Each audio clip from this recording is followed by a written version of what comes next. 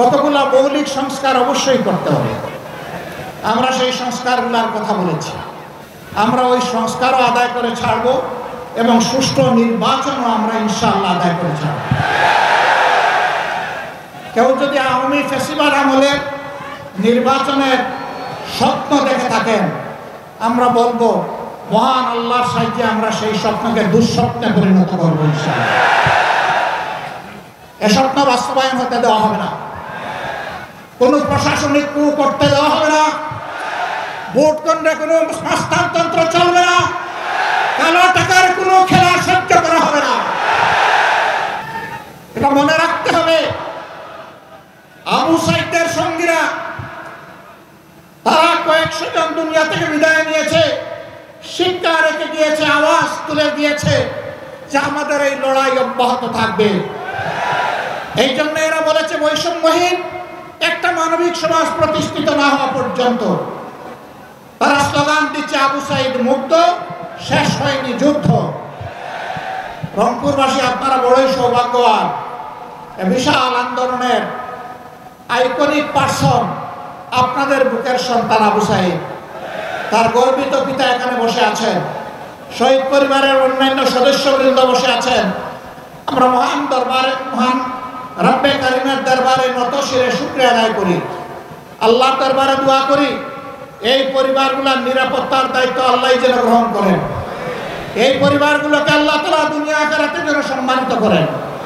এই পরিবারের সদস্যরা লড়াইয়ের যে সবক, যে শিক্ষা এই জাতিকে শিখিয়ে গেছে, আমরা যেন বুকে ধারণ করে মানবতার মুক্তির জন্য সেই লড়াই চালিয়ে যেতে পারি।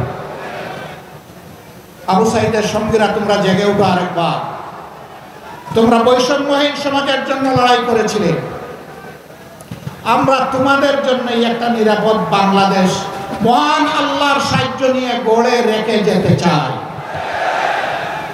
যুবকদের হাতগুলো সামনে যেন মজবুত থাকে, নির্বাচনের সময় কেউ যেন কোনো অপকর্ম করার সুযোগ না পায়। জনগণের ন্যায্য ভোটে যারাই নির্বাচিত হবে, বাংলাদেশ জামাতে ইসলামী তাদেরকে অভিনন্দন জানানোর জন্য এখন থেকে প্রস্তুত। আর আল্লাহ রাব্বুল আলামিন যদি এই জাতের খেদমতের জন্য আমাদেরকে কবুল করেন, তখন আমরা এই যুবকদেরকে বুকে ধারণ করে সামনে এগিয়ে যাব ইনশাআল্লাহ। আমরা এমন একটি সমাজের স্বপ্ন দেখি যেই সমাজ আমাদের শহীদ সন্তানদের স্বপ্ন বাস্তবায়ন করে, যেই সমাজে কোনো বৈষম্য থাকবে না, যেই সমাজে জাতে পাতে ধর্মে দলে কোনো বিভক্তি থাকবে না, যেই সমাজে দেশটাকে জাতিটাকে ভাগ করা হবে না, গোটা জাতিকে ঐক্যবদ্ধ করে দল মত জাতি ধর্ম নির্বিশেষে আমরা সামনের দিকে এগিয়ে যাব। 54 বছর যারা সংখ্যালঘু নির্যাতন বলে মায়া কান্না করেছিল, আমি মহান রবকে সাক্ষী রেখে বলছি, সংখ্যালঘুদের সম্পদ এরাই ডাকাতি করেছে। আমরা এদেশে সংখ্যাগুরু মানি না। এটা বলেই তাদের প্রতি 12টা বাজানো হয়েছে, প্রতি সাধন করা হয়েছে। এই দেশের মাটিতে যারাই জন্মগ্রহণ করবেন তারা সকলেই বাংলাদেশের সমমর্যাদার গর্বিত নাগরিক। আমাদের কনস্টিটিউশন, আমাদের সংবিধান সকলকে সেই অধিকার দিয়েছে। আমরা কথা দিচ্ছি, আমরা